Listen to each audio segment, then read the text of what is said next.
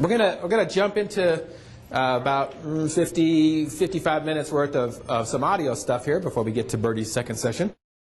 The converse is, it's really interesting that a lot of people will focus so much on the video, and it's like, well, just throw me a song. I'm almost done. What song? I don't care. Just throw me a song, and I'll just put it in there and raise the levels, and I'm done, kind of thing. And I know I'm not accusing y'all of that, but I mean it's really interesting, and so many people do that. I think so many people aren't clued into the fact that we are more orally dominant than we attest to. I'm sorry, I'm going off on a different lecture. Anyway, next time we're together, hopefully. We were planning a couple sessions in the fall. We'll be in likely in New England in October-ish, in San Francisco in October, and we're planning a couple of more one-day stops as well. But one of the things I would love to do next year is I have a 60 to 90-minute session just kind of on the psychological effects of audio and doing some different kind of things. There's something called the audio bridge and some really cool things you can get into in terms of technique that don't relate specifically to Casablanca. But I hope that I can offer that next time because it's one I really enjoy to do. But anyway, so sound and audio. And remember, someone also said once that the video may deliver the information, and yet the audio delivers the emotion. And so that it really can be very impactful. And you certainly see that in Birdie's work, how he focuses so articulately on using the sound to really help create the environment by enhancing what he does visually on screen as well.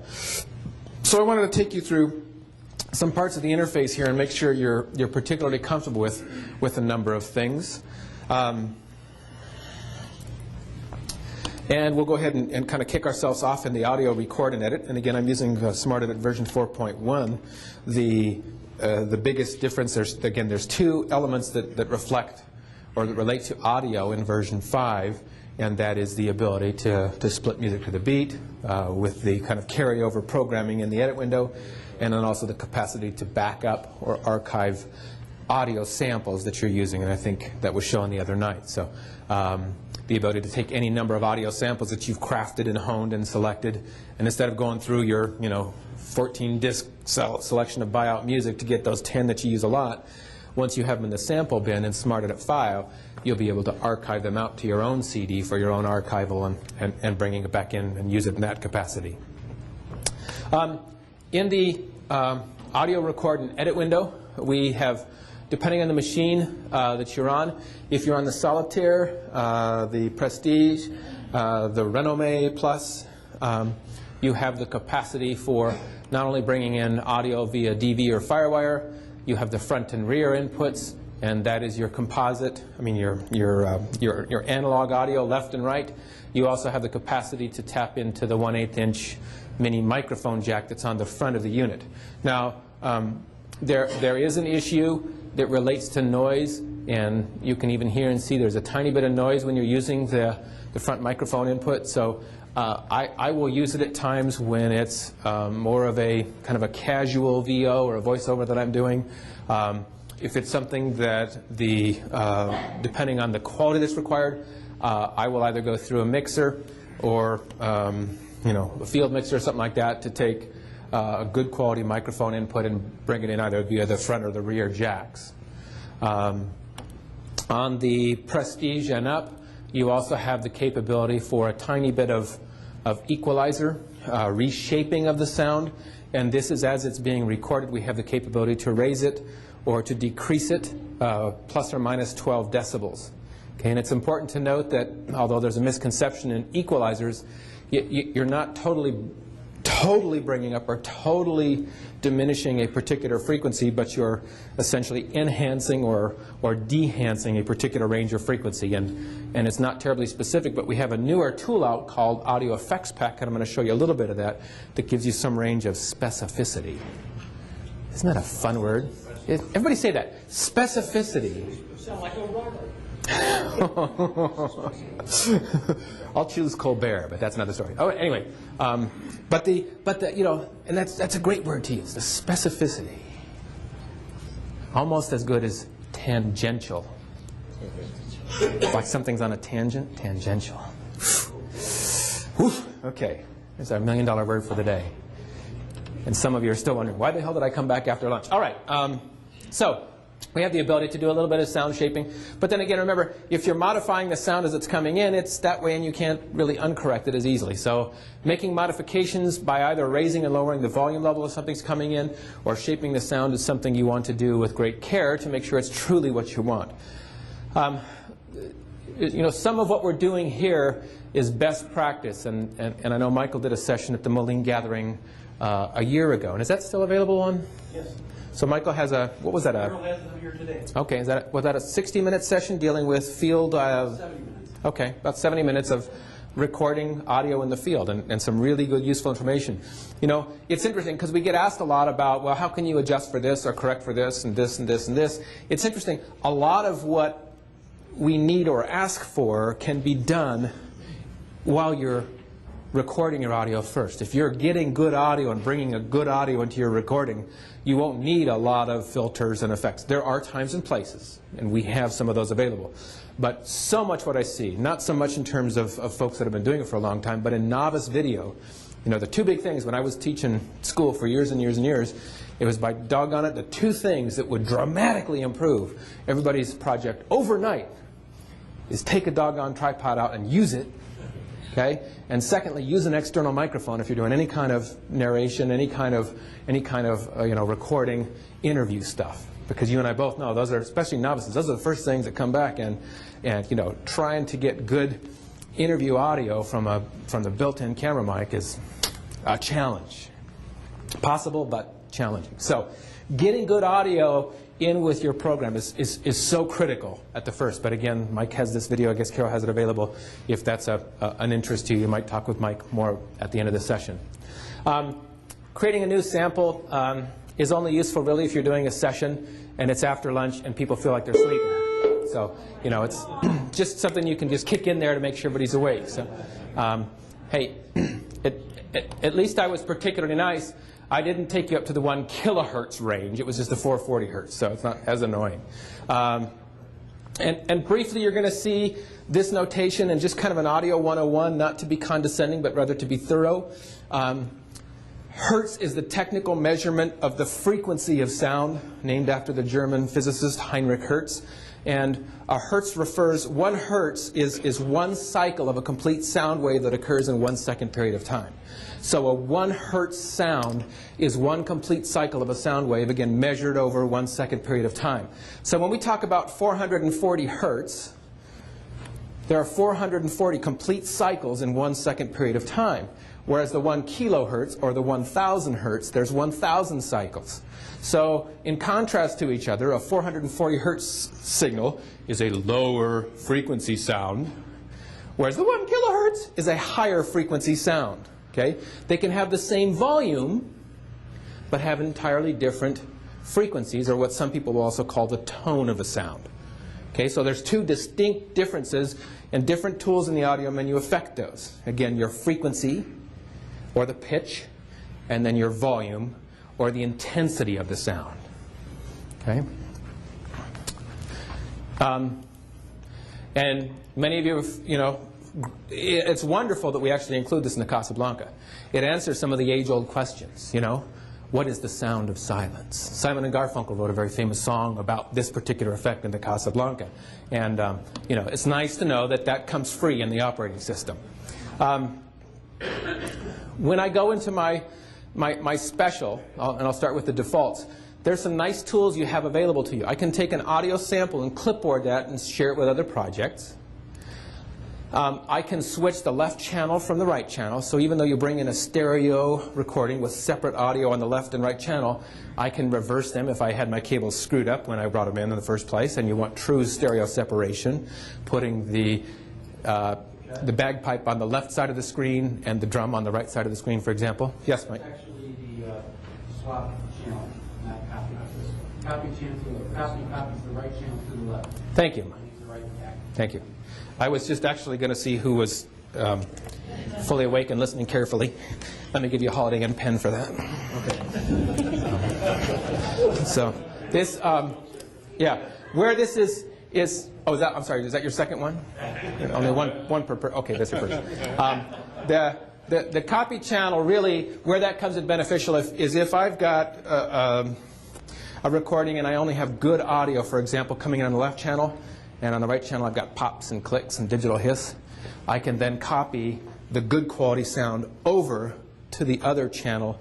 And again, it's dual mono, but it's better than having pops and clicks and other fun stuff. Okay? And you can see we've got a number of good things. You've got copy sample, which copies the whole thing. In Casablanca language, when we say sample, we're talking about an audio chunk, an audio clip. Chunk sounds so much more though. Okay? We have an audio clip. When we say scene, we're talking about a video clip.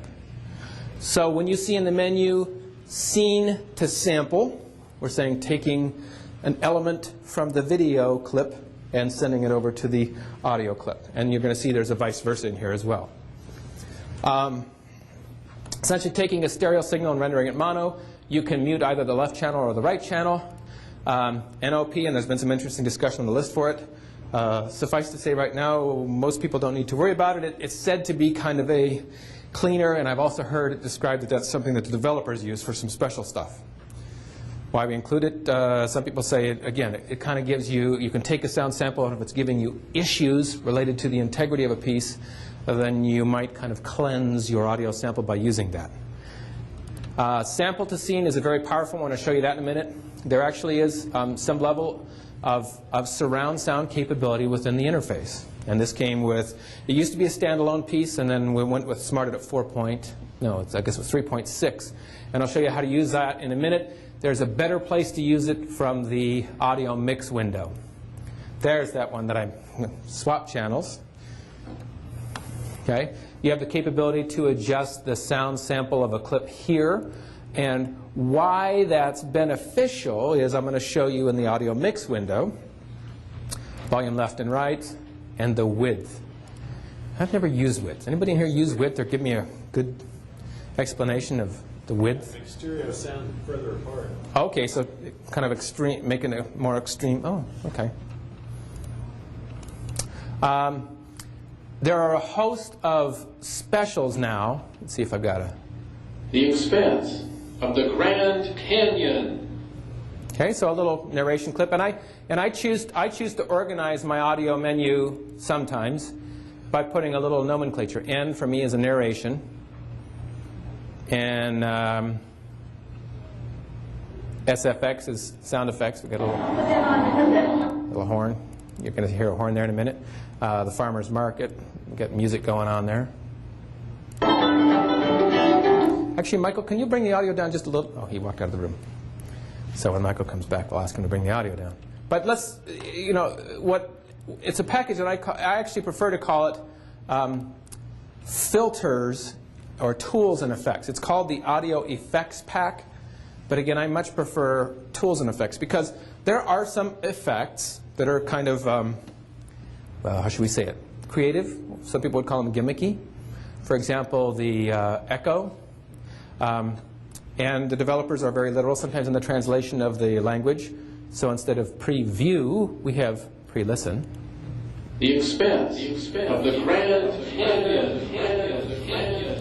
Okay, so and here you have the full capability to adjust the number of microseconds for the delay and the intensity of the echo and how many echoes there's going to be on the piece. So, some real cool capabilities. The expanse of the Grand Canyon. So, not as effective, I think. The expanse of the Grand Canyon. Too much, kind of like a weird sci-fi, X-Files kind of thing. There's a flanger as well. The expanse of the Grand Canyon. So you can get in there. I can set it in different... The expanse of the Grand Canyon. So you have different kind of environments of where that sound would fit. Of the Grand Canyon. The expanse of the Grand Canyon. And that all, what audio engineers typically take apart is ASDR. Back to the early days of the Moog synthesizer when you could actually program in the different parts of the audio. You have the attack of the audio frequency, you have its sustain, you have its decay, and its release. There are 4 kind of different chunks of an audio waveform, and they can go in there and adjust different parts of those to kind of change how it's going to affect. There's a harmonic as well, which is cool. the expense. Michael, can we bring down the house audio a little bit? This guy's talking way too loud. So, you know, and I can even do that. The expense. I've got another better piece here. There we go. Okay. It's even by musical chords. So if I like want a D sharp, the third octave. Earthlings, surrender. You are now under our control. Okay. So you know you can get in there and do some really cool stuff. Earthlings, surrender. You are now under our control. Okay. And kind of give you one more. Let's see.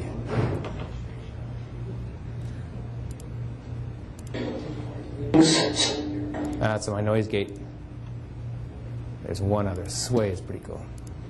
Earthlings, surrender.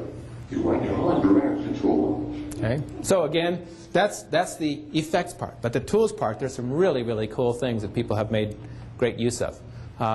One of them is very simply applied, but works particularly well. You have the ability to adjust and what someone would call a hyper-specific notch filter, taking away the sounds of a very specific frequency. And you may be aware that electricity has the frequency in North America at 60 hertz and in most European countries at 50 hertz. And if you've got somebody that's running, for example, lighting cables or long extension cords in parallel with microphone cables or your sound cables, it's called an inductance loop, and it can actually cause that particular frequency, and you can have a buzz or hum. This applies that notch filter right to it and takes it all out just like that. That alone is way worth the price of the package. Yes? How's that affect tubes? Say that again? How does that affect lighting tubes when they're on and you're in a room and you're starting to pick up the hum from them? I'm not sure what frequency range a fluorescent tube is at.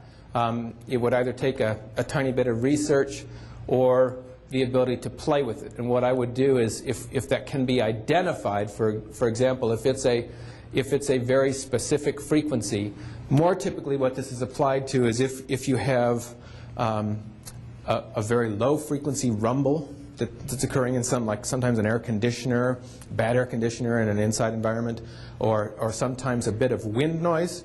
And you want to be careful, because once you start modifying that audio sample, you get into kind of the reality, the sense of reality. It's kind of like with some of the video sample. You get in there and do some of the color correcting, you can kind of go, okay, I took care of that. But then you take a step back, or you take a listen back, and you hear, I changed it so much. Yeah, I kind of got rid of that wind noise, but it doesn't sound like the real person I interviewed. But you do have the capacity to either a band pass, a low pass. I can dial in a very specific frequency, anywhere from 9 hertz, which is extremely low, what folks would call subsonic or below the level of human hearing, all the way up to 19 kilohertz, which, sorry to say, for us men in the room is above what we can hear. But I hate to admit this, but the female human species does have a broader range in the frequency spectrum. So, as my wife would say, once again superior to us. But yes, okay.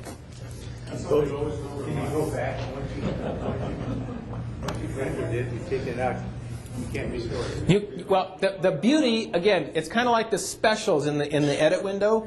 The beauty of the Casablanca system, because the developers are so thoughtful to the real world, is it's not a non-destructive permanent decision.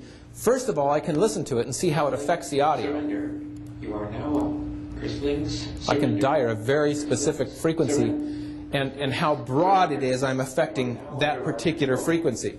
But again, what happens when I create that sound sample, it leaves the original unaffected, and it gives me a copy of that with the effector filter applied to it. So if I then listen to the whole sample and go, no, I just have to delete that, and I can go back in and dial in a different setting. So really, really powerful. So again, that's the audio effects pack, and again, that's available in preview mode, and I think that's only, is it $119? I mean, if you're dealing with audio, most folks who have it and use it say it's worth its weight in gold, even just for a couple of those features. But again, I leave that to your choosing. I'm going to come back out now and show you a couple more things. We do have the capacity as well, of course, to take an audio sample and do what we can with the video scenes, is we can, of course, trim that. So, and it always brings up the waveform monitor, of course, so I have the capacity. The one thing to be careful of, and I live with a woman who got her degree in education, a doctoral degree, so I know all about type A people, that you can be way too diligent about trying to trim it right at the last second. Be sure, particularly when you're dealing with audio, that you give some breathing room. Okay? Particularly on the backside, when a lot of folks would call it when the sound sample's released, some people are so diligent about just trying to clip it. And when you listen to it, it does sound unnatural. You feel like you got the waveform, and you feel like you got the end of it, but it just sounds like it's clipped there. There's this kind of what a guitarist would deal with too in terms of the I want to say resonance, but I mean there's still some action, the trail. Okay. It's really important that you give yourself some of that breathing space. And I would dare say even on the front side you want to be careful. So yeah, I can trim it down. The expense of the I could trim it a little bit more, but I want to be careful how much I get it in there. You don't want to, and it's depending on your project as well, and on the out point too. And what's nice about this is I can see. Okay. The other nice thing about this, it makes me feel like I can learn a Baltic language in about 20 minutes. Okay. But you can, because you're in a scrolling window within the system, I can use the left and right cursor keys. Of the Grand Canyon. Okay. Take my finger off the cursor and then automatically kind of mark and spot my edit point. So at 4:01 instead of 5:17. So I've given myself an extra 1 second and 16 frames. So a couple different ways you can do that. And remember, you've got the playback button that'll play back the last 3 seconds. So again, I've kind of got some dead space.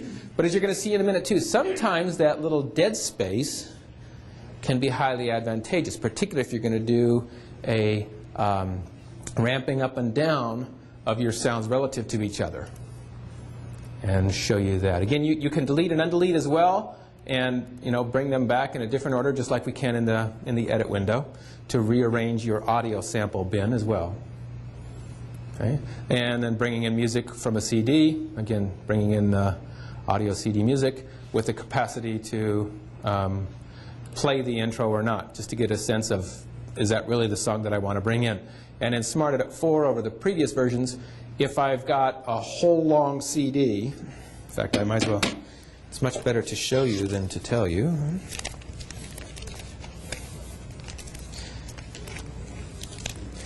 People will just die to have a copy of the CD when it's done, I'm sure.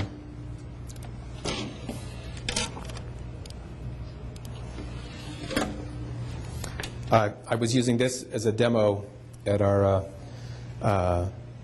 hospitality suite NAB in Las Vegas last week, and people by this soundtrack got a real clear sense of the wild man I am in that town.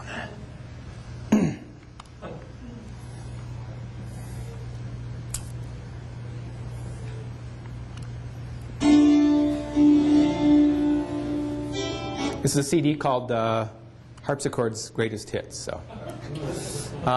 But what you have the capacity to do is I can go ahead and again with the play intro. Go a little green sleeves in the afternoon for you. So I have the capacity, if I hit OK, it's going to download this track and quit this menu. But again, based on customer requests, we have the capacity, maybe I want to bring in a couple of the songs rather than all of them from this album. So I can click track 3 and import that track, and it'll go ahead and download that, look how fast that is too. That's 1 minute, 16 seconds. And I can come down here to another track. And import that as well. Okay? And I can go ahead and cancel that. And I've downloaded both those tracks. So we have, By the way, this is an actual recording of me last night in the hotel suite. I was thinking of you all as I sat down and created this piece. Gotcha. It takes a lot to take a harpsichord around with you, So now, and I can click in any one of these well, that's not any other reason. So I can click on this track, and let's call this Green Sleeves, because that's what it is. Yeah, I know I misspelled it, thanks. And I don't know what this is called, but we're going to call it Minuet in B. All right. So a nice way for you to organize, very easily to go back, and it will only bring in the song information if it's encoded with the CD to begin with. Yes, sir? Is there any way of controlling the volume when you import CDs that way? Otherwise, really loud. Yeah, we've noticed that different manufacturers have a varying degree of volume level with their original recording. There is no way to modify that as it's being imported. Well, I should say that. If you're importing directly, there's no way to modify it because we're essentially bringing over a chunk of data at the volume level it was recorded. The only way to do it would be with an external CD player or DVD player bringing it in through the analog inputs, and then you could ride the gain on it. The other piece that you could do, and which won't help you if it's distorted, but the other piece I could do is I could come here and again go under Special and come down here and V for volume, and then I could make my modification here, drop it down 3 decibels for example, and it's going to take that whole sound sample now and drop it down 3 decibels. So I mean it's post the fact, but that actually is rather nice. I'm glad I selected that. All right, so let's go over here and actually build a tiny project. And yeah, that's not going to work. Let's go to this here. Yeah, it's okay. Bertie has some really cool stuff on this Cutting to the Beat CD, but I won't use his footage because it's good stuff. Let's come over here. And let's do this. Let's go into Photo Studio 2, because Photo Studio 2 reaches across all the projects from the Special menu. And let's go in the Edit window here. And I've got 37 shots. And let's go ahead and let's make a new folder. Okay. Let's create an empty folder. And so I've got this new folder over here, and again I can move that over here. And I can take some shots and put those shots right into that folder.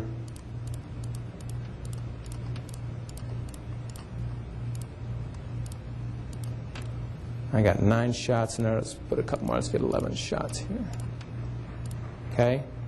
So now with my 11 images in there, I can create a scene of those. And again, by kind of doing a batch thing, let's make each of them 7 seconds. It's going to take those 11 shots. And again, quicker than real time, it's going to create photos of them. And how many of us notice an upside-down pumpkin with the stem growing north? But nice piece. And then we're going to, see Daisy. Need to rotate there. And build, just give us a couple visuals here. Thanksgiving that was Plymouth Plantation in Massachusetts. Give us a couple of fun visuals to throw in some music with it as well. It's essentially creating video scenes for them of the length that I asked, taking all 11 photos in that folder and making 7-second long scenes. And what you're seeing is it's essentially building and sending that visual scene over to the Smart Edit interface. Okay, and we're done. So we come over here to the Smart Edit interface. And there we have our 11 images. So I'm going to go ahead, let's delete the storyboard. And we'll go ahead and use our power key functions. Control, storyboard, insert. Control, repeat. R to adjust the timing. And done. Okay, so we have let's go ahead and throw some transitions in there as well. And I'll use my meta button. M1 for me is my crossfade. Go ahead and add a 1-second crossfade between them. So very simple but nice little finished project. And we can go into audio mix. And now what we have is that we have essentially 6 tracks of audio, the first being dedicated to what some folks would say is either your NAT sound or your SOT, the sound on tape, the sound that came in with your camera track. Whether or not you have sound in that track, it's reserved or saved that spot for it, and then I have 5 tracks beneath it as well. So for me, maybe I want fact, let's do this. Let's go ahead and add a little, I don't know if I've created a video black here, and I don't think I have. So let's go ahead and make a new scene of black. 3 seconds long, that works for me. Go ahead and add that in front of the first scene. Let's go ahead and add the same scene at the end, so we have a nice black at the end and the beginning. And then I'm going to go ahead and throw in a 1 second crossfade before and after that, so we have kind of a simple little piece with a nice crossfade. Now for me, I could choose to begin my song at this first scene. Okay? And I'm going to go ahead and take my green sleeves here. And it begins the song with the first visual. But the nice thing they did this in, was this 3.6 or 4.1, is they gave us the icon that as you work with your system and are more familiar, you can look at the icon and know what kind of an image, plus as a cheat it kind of gives you the name of it right there. But in this case, the music would start when the scene is at full intensity. But if I wanted it to fade in with the transition, what I would do is one of two things. It's very easy to remove this here and add my music, again, beginning with the transition. Okay? And for me, because it's a 1 second fade in, the other thing I would do is click the music track, and in addition to it kind of changing colors, you know the name of the music track that's selected, or the audio sample, because it appears in the bottom left corner of your menu. Okay, so it's kind of a confirming thing there. Then I'm going to take this piece and see that it fades out here at the end as well, but I want to have a 1 second fade in. Okay? And we get a visual indicator. There's a 1 second ramp up or a 1 second fade in that's consistent with the visual fade in. Okay? And I can create or render that, and it's rendering or changing, finalizing not only the fade in, but the volume level for the rest of the clip. I know, I haven't done anything with the end yet. You know, and I think for full intensity, you want to come back and start it in my full. That's okay. I might play with a little bit more. Now, on the end, here's the other thing that I would do, is it shows us that the song is what I think it's 131, and my storyboard to this point is 109. But I actually have another 2 seconds of black and another second of black that's part of this crossfade. So I really want, for me, I would prefer the song to end, to fade out in the crossfade. Okay? And here's how you would do that. By clicking on the sound sample and adjusting the range. Here's that really cool button that we used when we were doing the insert editing and a couple, you know, the title and some other things, is we want to adjust the out point, or where that stops. Okay? Now here's kind of a potential tricky point. If I end it right here, okay, there's the overlap between the end of the video and the 1 second between them. It's going to come down in the crossfade. Okay. Now see how that's halfway there? So what I actually like to do is I like to trail that a little bit further in my range. I like to feather that another about 15 frames or so, another half second, to take it all the way to cover up until it's entirely down to the black. Okay? And then I want to do a 1 second fade out on that and render that puppy.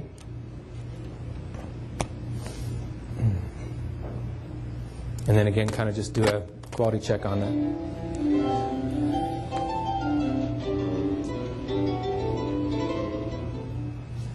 Works okay. So, you know, a real simple way to do some relatively simple stuff within your audio interface.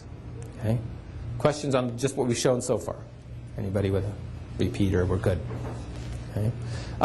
The other capability is to get in there and do a little bit more. In fact, let me do this. Let me take away green sleeves and put up a couple of other short samples. Do I have some short ones? Okay.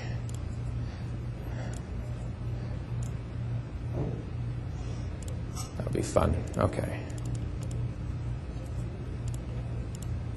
Don't worry, I won't force you to listen to these, but we'll just look at what's going to happen here. I should play that back and see who can guess what movie this is from, huh? Okay, ready? The universe is full of stars. Sort of the right vein. End of a movie from 1968, I think it was. Anyway, I'll tell you later. So what I was telling you a little bit earlier, saying, oh, I'm going to show you this later. I hate when I do that sometimes because I forget to show you later, and you're like, you didn't even show me. So what I'm able to do, and this is version 4 and higher, this is a really cool thing. If I have a whole bunch of audio sound samples put in a track, I could have 200 sound samples. By clicking on this effects tool over here, it's going to bring up my special effects menu and apply whatever I do, not only to one sound sample, but to every single thing on that track. So I can take the surround sound, for example, and say, I want this channel of audio to be programmed in the front center, or the front left, or the front right, or the rear speaker. Or I can say, I want you to take that sound sample, and let's drop everything 9 decibels. And by clicking Insert, it's going to drop every sound sample down 9 dB. Okay? And create a render there. Okay? So it's a nice tool to kind of make some global changes. Okay? The other thing to do to make global changes is something, and although we've got the audio envelope, and there's some really cool things you can do in there, we have this kind of a, and it's been since the Casio Classic, this relationship audio modification tool that's really, really powerful, and I just think that some people were not as comfortable with it, and they wanted the envelope. Well, there's some really powerful things. In fact, let me take, what I love to do is I love to have, let's see if I've done it, excuse me. There you go. I got a Mozart in here. Usually I like to take a Beethoven or one of Mozart's longer movements. You know, you've got a 9 or 13-minute long song and load it in the system. And I may never actually use the song, but it gives me a reference clip. And what I can do is I can take that song, and that's an interesting spelling, and put it in here. In fact, let's remove that. I want it to start all the way at the beginning. Okay? So that song runs the length of my entire storyboard. Okay? Then I can use this relationship thing, and I can say, on this correction tool, not the volume. If I drop the volume, that's reducing the volume level of Mozart, which is fine. But I want to correct the camera track. Let's say I had some nat sound in there, and it was just extraneous noise that I wanted to get rid of on many, many scenes. I could very easily do that by clicking on the correction tool. Now what's happening is I'm changing the camera track relative to the track that's selected, which is Mozart, which runs the length of the whole storyboard. So I'm changing the camera track in all of the clips here. So I'm able to drop, and everybody look at the camera track right now. You see it's at about half volume, which is the default setting. I can come down here to muted, and it mutes all of the clips relative to that Mozart clip. So even though I'm seeing Mozart, the audience isn't going to hear it because I've taken that down to 0 volume. Same thing as using the silent sample, but just gives you a longer silent sample to utilize. Really powerful. Sure. The intent in this case was to modify a group of sound samples to affect the same change on multiple sound samples with one stroke, if you will. So instead of me clicking here and muting, clicking here and muting, and so on, I can use that one correction track to affect the length of everything above it or below it, depending on where my correction track is. So that's a really, really powerful tool. In fact, let me show you another one here, and it's using... Sorry? That is on my printout. Yes, sir. You're welcome. Let's go to the end of my storyboard over here and throw up another clip. I think I got a clip of... I need to get another VO piece in here, but that's okay. There's Mickey. He's showing up in all kinds. When you did the thing with the effects button, it put a little white dot that indicated that all those clips there were affected. That is correct. Is there a way to go back in there then and remove what you did? Yes, in that same window, what you would do is you'd click on this and remove, and it would take away that effect or filter. Okay? And if I wanted to make that a permanent thing, okay, now what I could do is I could add another audio sample on another one of the mix lines and then affect it, or I could, by going into, again, any of the effects menus and making a scene of that, it will embed all those audio channels into one. So if you've got your camera audio, some voiceover narration, some music, and some sound effects, by making a scene of it, makes a composite of all those together and puts that in one layer. So you actually have 6 channels that opens up, and now you have 11, and then you have 16, and then you have 21, and so on and so on and so on.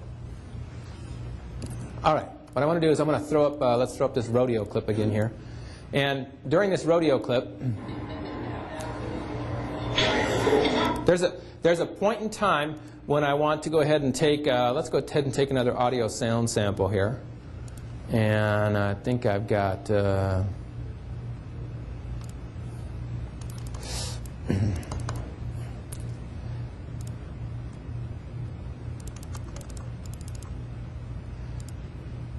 we go. Let's use our full of stars. The universe. Okay. This is going to be very esoteric, but that's okay. It'll kind of work. What I've got is I've got a 5-second long piece of audio, and I'm running it underneath a 15-second long video clip. And by the way, this clip is from the very end of 2001: A Space Odyssey. So when Dave sees, anyway, okay. So way too much TV and movies as a child. The other question I get asked a lot too in the audio menu is, okay, by default it will always put your audio sample at the beginning of that particular scene. Okay? What if you want it somewhere else? Well, again, that's the range operator. By clicking on the audio sample I want to move, let's say I want this to begin 5 seconds in from where I am now. Okay? There's our magic button, the range, changing where this audio sample exists. And I don't want to trim that. Instead, I want to modify its position. Okay? So I'm seeing the base scene. Now, what you see, this long box, is the whole storyboard. This small box is the audio sample, the little narration clip, relative to the whole rest of the storyboard. And I can see right now it starts at 1:11:00. So I've got 1 minute 11 seconds, and we want it to start 5 more seconds in. So I click on Start, and I'm going to roll it into 1:16. And if you need to have, your audio up for content, you can have that as well. And it's, but I knew sure as heck I didn't want that in this case. So if you need to trim an audio clip to go with, your audio, you've got that as well. So now what I've done is I've moved that clip to the center position. Okay? The neat thing I can do is I can use that relationship thing in here as well. In this particular case, all that gnat sound with all the people cheering and the bells on the bulls is cranking and everything. What was our rodeo? Floyd, right? Okay. Floyd's cheering in the background. And what we want to do is lower that original soundtrack, but only during the time and place that my narration clip exists. So what I'm going to do is I'm going to go to the correction track, and let's drop the original down about 12 decibels. Okay? And we can actually go in fact, let's select this. And we can actually see kind of a close-up view. There's the original scene, 15 seconds long.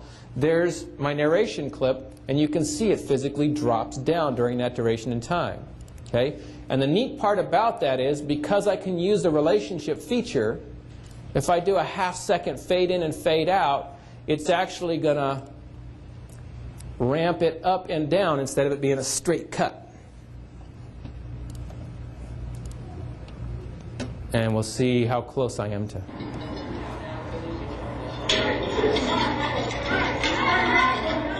The universe is full of stars.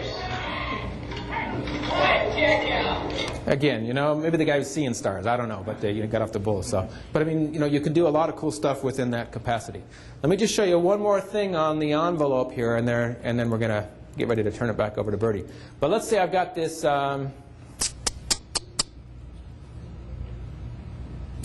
Trying to think of I got a sample on here that works particularly well.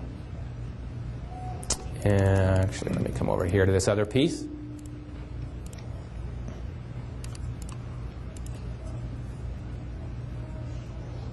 Oh, she's in my other audio menu.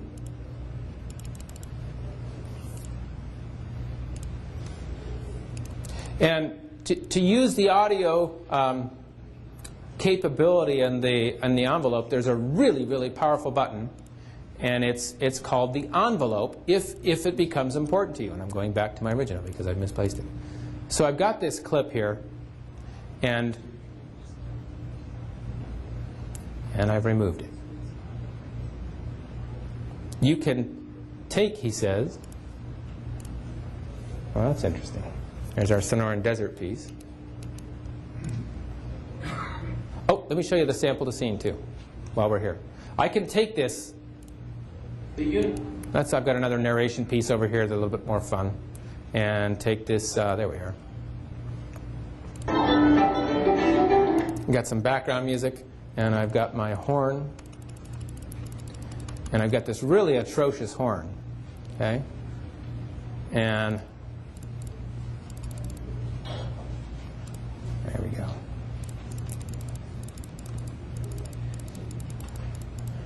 I apologize, she's not here. There we go. Now we're going to go with my alien. If you have a piece of music, and you saw kind of a little bit of this yesterday with Birdie, and and we've done it now in the split music to the beat, where you can take a sound sample and make a visual scene of it. Okay, this is nowhere near as elegant as it's going to be in version 5, but I have the capacity to take a narration clip. Surrender.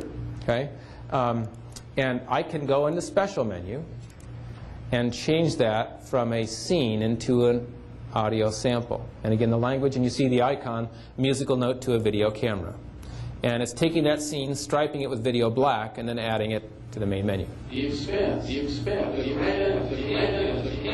Okay? Now you can take that, and in the envelope function, you can take that scene, and in the envelope function, we can come in here and take out a particular sound. We can de-emphasize a sound. We can shape and modify.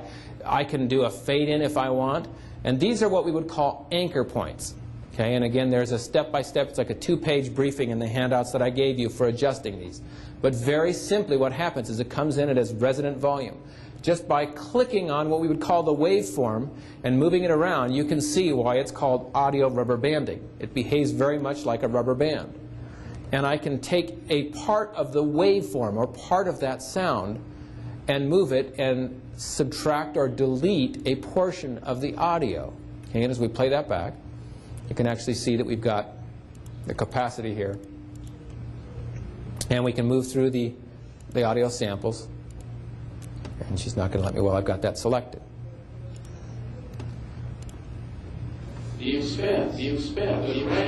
So we can come in here, if we wanted to get rid of that first part, I can come in here and take an anchor point and plant it in here.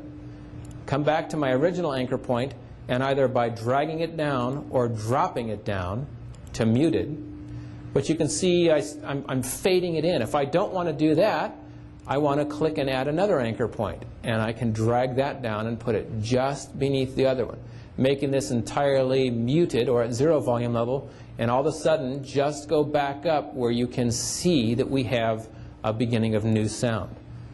If you have a place in time where you want to mute, lower the volume, or another way shape or change a chunk of audio, you want to make a block.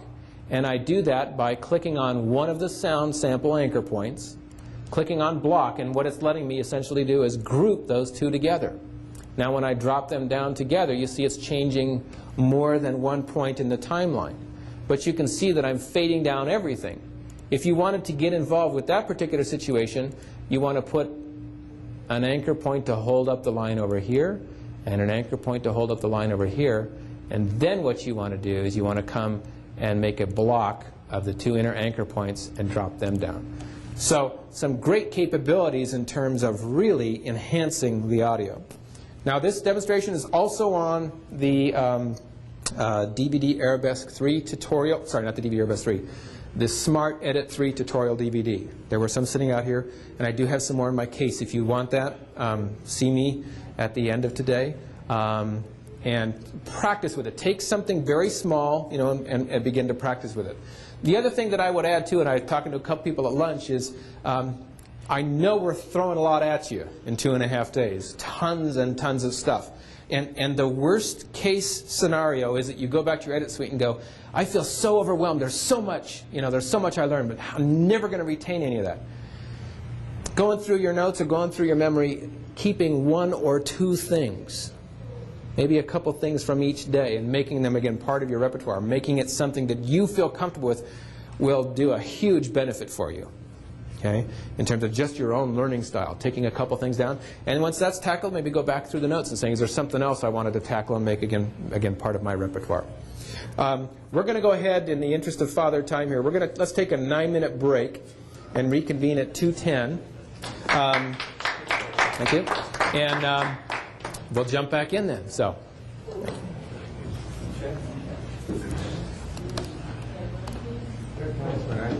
When I add my audio and I have music, I'll get a little spot and I get some red.